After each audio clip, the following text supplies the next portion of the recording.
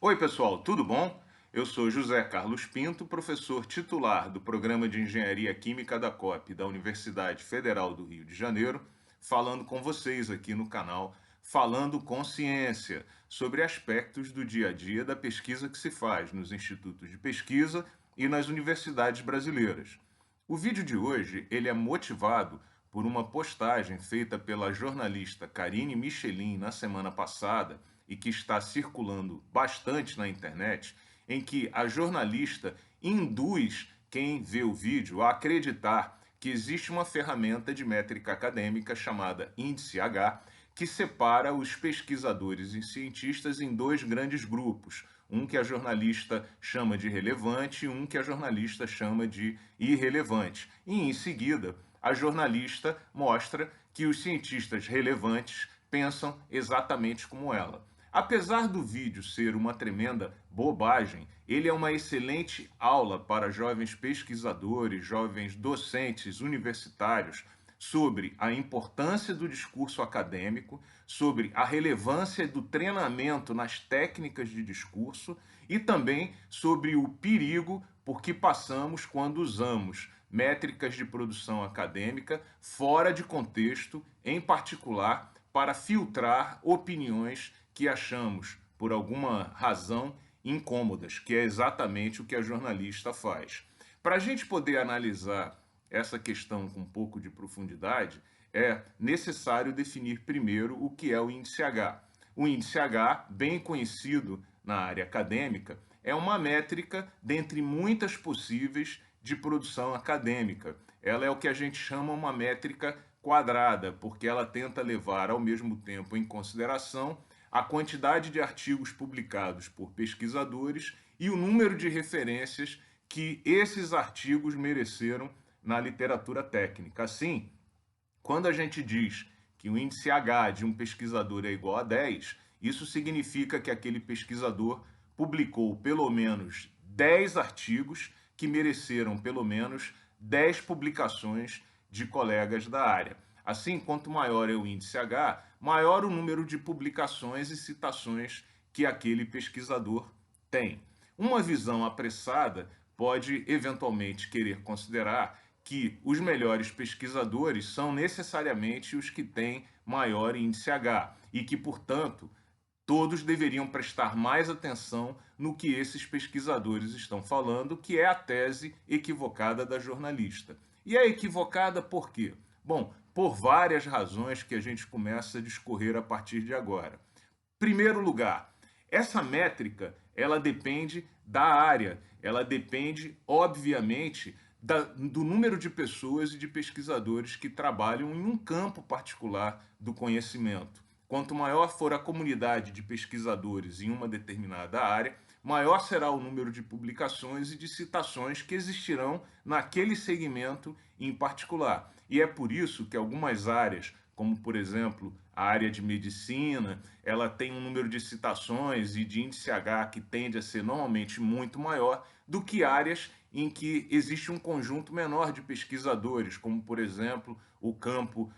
de algum tipo de engenharia ou de pesquisa muito específica, como por exemplo na ótica. Isso mostra que o índice H não pode ser tomado como referência absoluta para comparar pesquisadores que trabalham em diferentes campos do conhecimento. O segundo ponto muito relevante é que o índice H depende muito da natureza do trabalho que o pesquisador faz.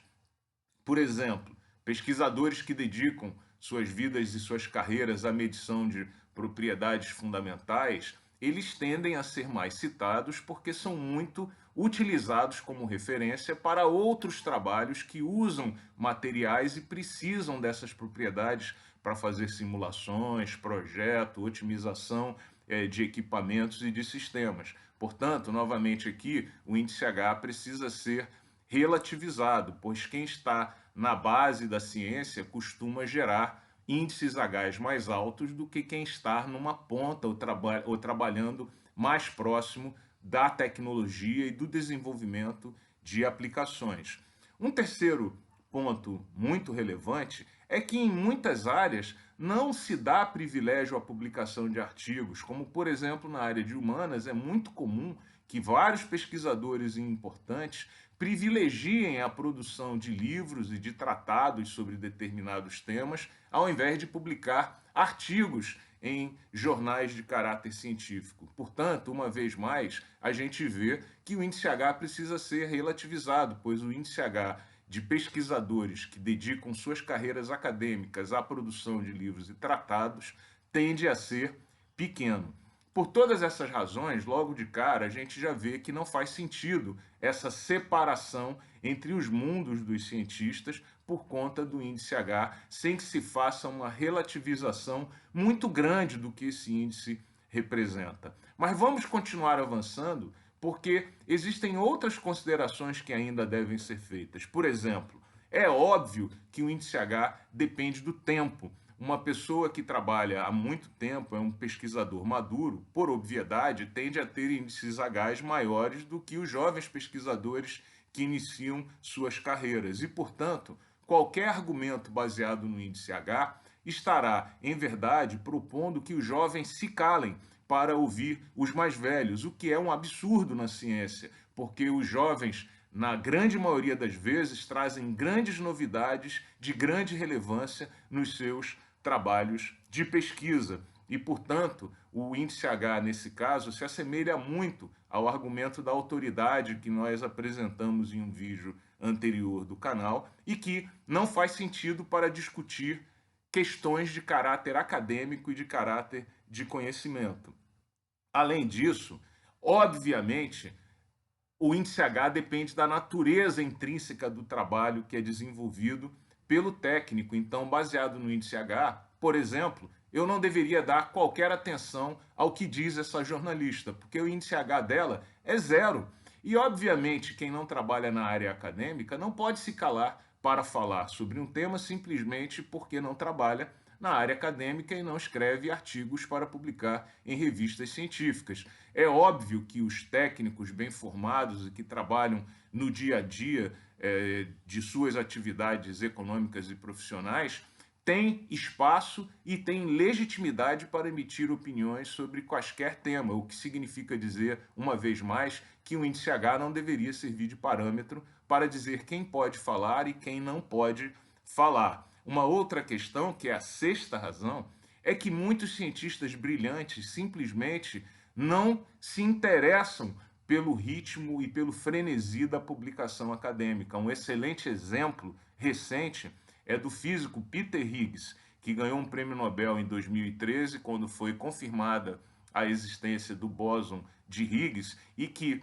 ofereceu várias entrevistas a veículos de comunicação importantes, mostrando como ele foi atrapalhado durante a sua carreira por ser considerado um cientista que produzia pouco, exatamente porque ele preferia trabalhar suas teorias e seus problemas científicos por mais tempo antes de se dedicar à publicação. E um sétimo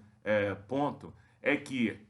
obviamente, a análise da jornalista é completamente enviesada. Ela usa duas armadilhas de discurso, que é o argumento da autoridade, quando tenta separar quem pode falar de quem não pode falar, usando uma métrica acadêmica equivocada, mas também ela usa o argumento da inversão do acidente, que nós discutimos em um vídeo anterior do canal, quando ela seleciona alguns merecedores do prêmio Nobel que pensam como ela, e ela se esquece que existem centenas de receptores do prêmio Nobel, grande parte deles vivos e que não concorda exatamente com o que ela diz. Portanto, a análise